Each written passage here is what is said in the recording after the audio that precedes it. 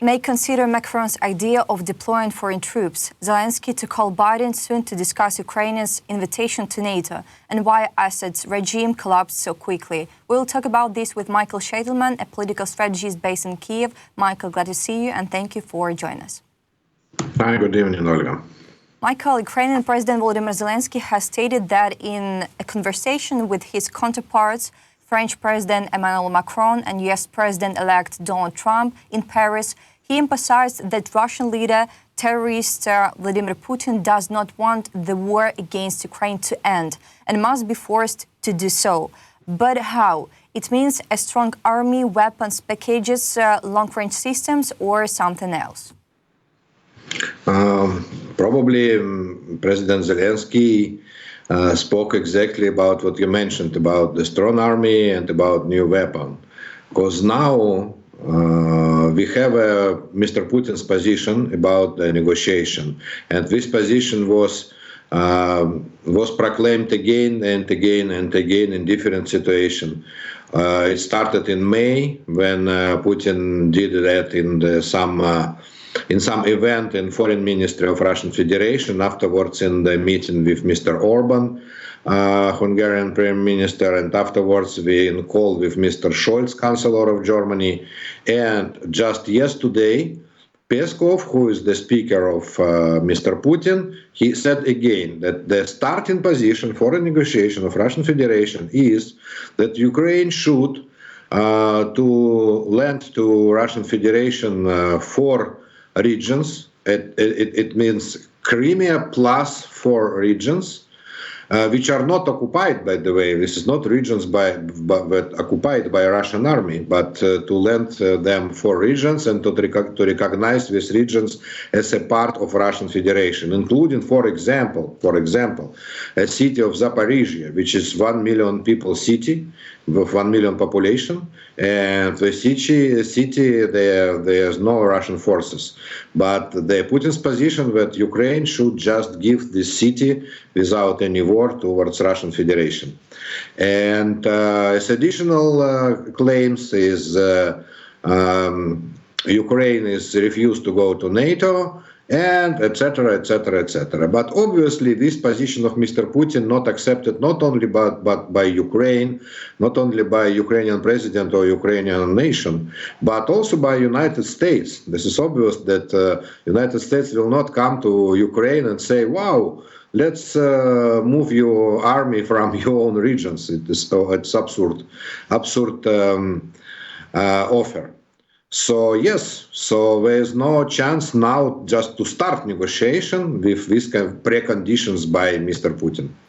Michael, we can say goodbye to these positions if we talk about the Zaporizhia region and so on, and Kherson region, also Donetsk, Luhansk, and Crimea, because it's our territory, it's Ukrainian territory. And also about another troops, President Volodymyr Zelensky stated that Kyiv may consider French President Emmanuel Macron's idea for the future deployment of Western military forces in Ukraine. And it was reported by Interfax Ukraine. At the same time, the president said there should be certain conditions for this. Which conditions, in your opinion? Well, I can't guess that, but I heard something from French president before. I mean, then he brought this idea about to send French troops to Ukrainian territory, when in one of press conferences or in one of interviews, they said that the condition is if Ukrainian army couldn't stop Russian forces, and Russian forces will move towards big cities like Zaporizhia, for example, or like Odessa or like Kharkiv. So in this condition, France is ready to send French forces. That's it. This is not a part of peace deal. This is just a part of the war. But separately from that, there's the new idea. This is the old idea, which is a year old or something like that. But there's a new idea now in Europe, is to send forces as a part of peace deal with Russia, as peacekeepers. This idea first was brought by German foreign ministry, that Germany is ready to send forces if we have any peace deal with Russia. And now I understand that Mr. Macron also is ready to participate in these peacekeeping forces. But to send peacekeeping forces, you need agreement first, and afterwards peacekeeping forces. So we are far away. We are really miles far away from this point. Michael, President Volodymyr Zelensky also stated that he will contact the outgoing President of the United States, Joe Biden, to address the matter of inviting Ukraine to NATO. According to Zelensky, it is difficult to speak with US President-elect Donald Trump because he has not yet taken his position and does not have all of these legal rights. Do you agree that it makes no sense to discuss with President Trump that while today he is not in the White House, it does not depend on him? I believe that we have another reason to not discuss now with President Trump our membership in NATO. Obviously, when I say obviously, I mean that a lot of sources in Western press and a lot of Western politicians said that Germany and United States are not ready to accept Ukraine in NATO at this stage. In spite of being we have a part of our security agreement with United States that our way is to NATO, and the United States will accept Ukraine inside NATO. Yeah, but not today. Second, we don't have now on the table the deal which Mr. President-elect, Mr. Trump, will bring towards Putin and Zelensky. And he said on this last meeting in Paris that he is working on this plan. So inside this plan, we will see what is the idea of Mr. Trump to see Ukraine in NATO in the future, or never, or now. But obviously, to discuss it before this plan, before Mr. Trump has this plan, it is really senseless. Not because he is not in charge of United States, but because he is not ready to that, and he said this openly, absolutely open. About potential conversation with Mr. Biden. Yeah, before the election, before the November's election in the United States, there were some voices from White House that during the last months of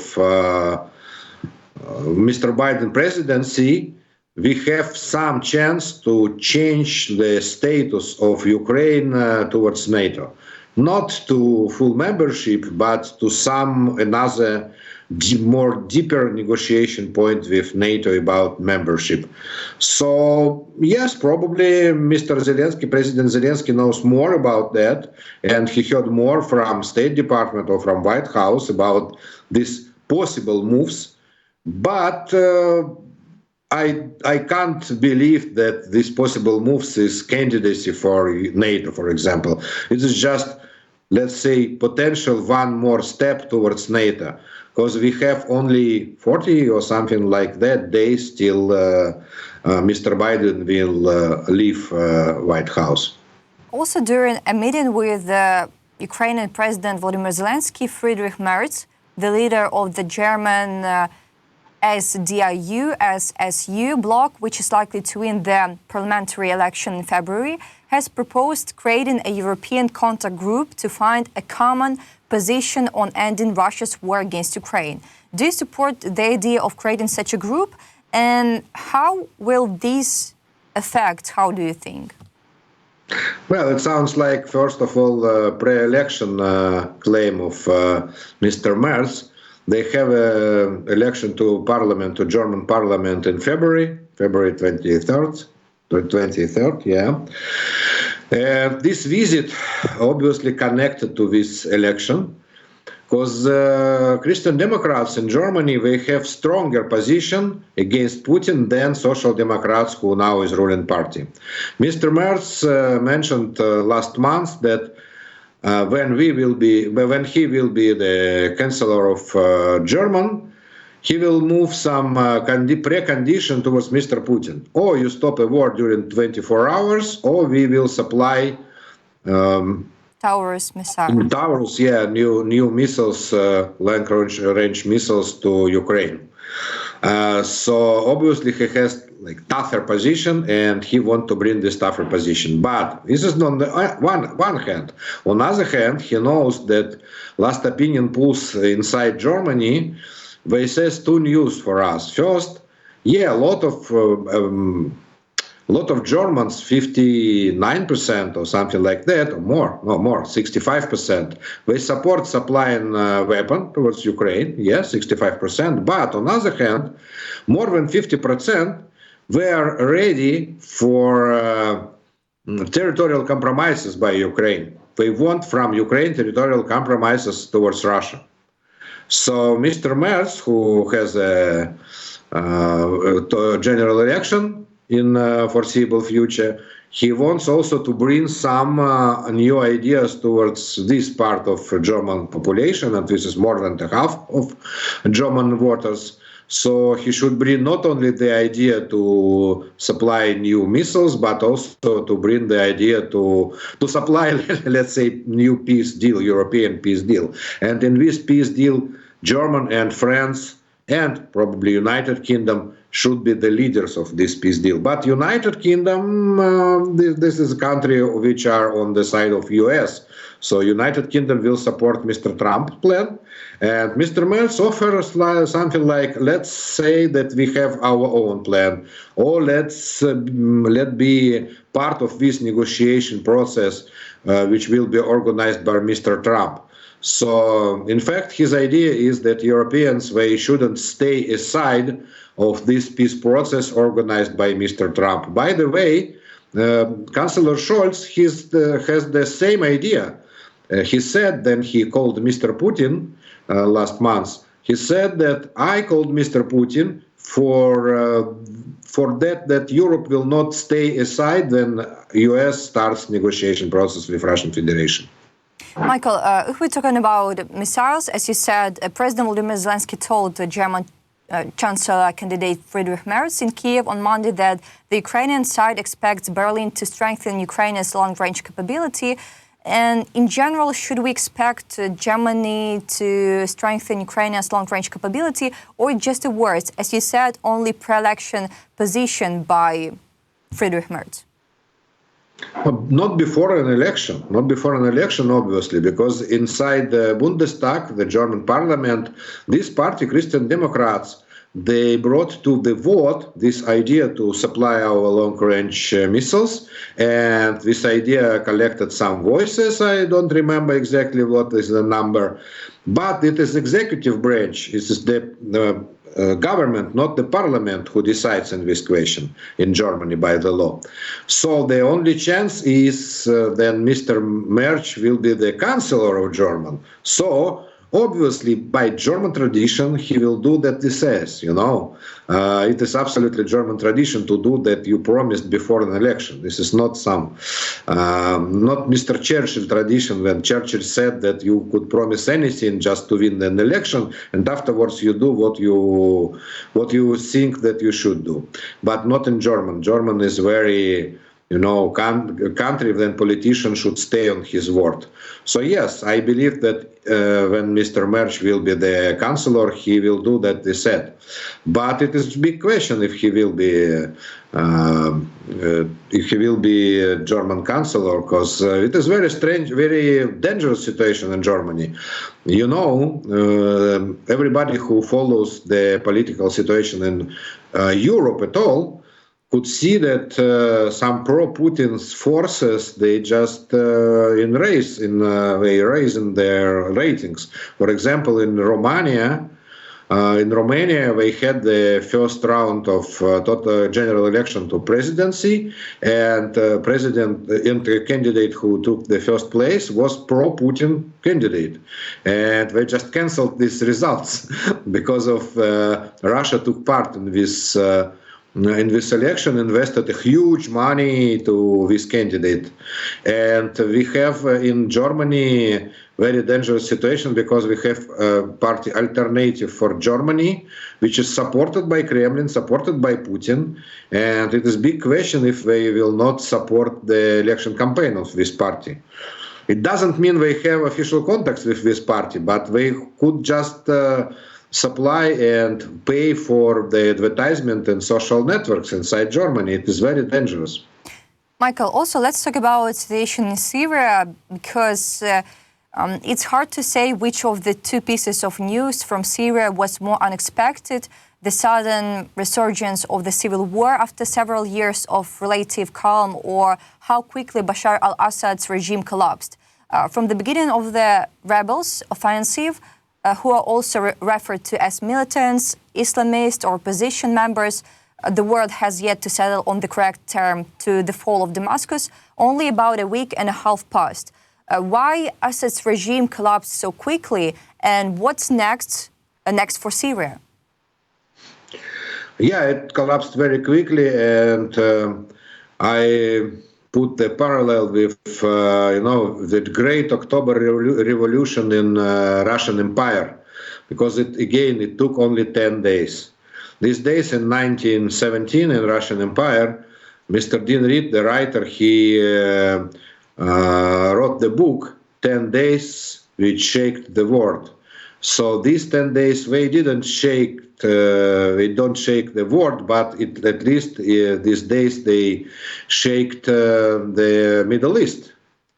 Because after this revolution, we could call this revolution with 10 days, the face of Middle East could absolutely change, and to change towards the ideas of former president and former prime minister of Israel, who wrote another book, The New Middle East. So we could have new Middle East. Because the new government of Syria, this is not a government, but the force who rules Syria now, this Tahrir organization, they said that they are ready to negotiation with Israel. And Israel said they are ready to negotiation with Syria also. Israel Prime Minister visited the border between Syria and Israel yesterday, Mr. Netanyahu, and said that Israel is ready to negotiate peace deal with Syria. And it will change absolutely the face of Middle East, because Saudi Arabia and Syria and Lebanon, if we will have a peace deal with Israel, so de facto all of this region will become a part of Europe from a logistic and from energy supply point of view, and it will change also European economy, I believe. So this revolution, it is very difficult to underestimate that. This is a very, very important revolution. Why it collapsed so quickly? So we can say now that it was obvious, but not everybody knew that all the Assad's regime, they stayed only on Russian army and Russian military force. But this is not the first regime who stay on Russian military forces. The Assad the first, I mean the father of current dictator, Hafiz Assad, who became president of Syria in 1970, he also was supported by Soviet Union and by Soviet army, and de facto Soviet army participated in different Syrian wars, I mean from 1970. And after change of regime from Hafiz Assad to his son Bashar Assad, also the army changed from Soviet army towards Russian army. But during last 3 years, Russian army was de facto withdrawn from Syria. Yeah, they have some military bases, one for ships and one for aircrafts, but they almost not have ships and aircrafts there, and they don't have enough professional personnel, because all the normal soldiers and officers they sent to the war against Ukraine, and they dead, by the way, because they sent them in 2022, and now they have just very few soldiers and officers and very non-professional in Syria. So they couldn't help to Mr. Assad. And without Russian army, when Turkey and US agreed about to remove Mr. Assad, and they obviously agreed. I don't know, was it the current American administration or the new American administration of Mr. Trump, but it was agreed with Turkey. So technically it was not a problem, and politically we didn't see any problem when Russia withdrew their troops. A serious example shows that Russia can be kicked out. And Russia's state-owned news agencies TASS and RIA Novosti have reported that ousted Syrian President Bashar al-Assad and his family are in Moscow, and Russia has guaranteed them asylum. What will become of Bashar al-Assad now that he has been ousted by Syrian rebels? How do you think? You know, he's not the first and not the last fallen president who flew towards Russia or to the Soviet Union. I remember in Soviet times we have some dozens of former presidents in Moscow. Nowadays, for example, Mr. Assad, when we put the former foreign presidents in asylum in Moscow, if we put them in alphabetic order, Mr. Assad, whose second name starts with A, he will not be first, because the first will be former president of Kyrgyzstan, Askar Akayev, who flew from after the revolution in Kyrgyzstan in 2005, he flew to Moscow, and till now he lives in Moscow. Also, we could mention, for example, Eduardo dos Santos, president of Angola, who flew to Moscow in 2017. And after his death, his daughter, Isabel dos Santos, she is the richest woman in Russian Federation.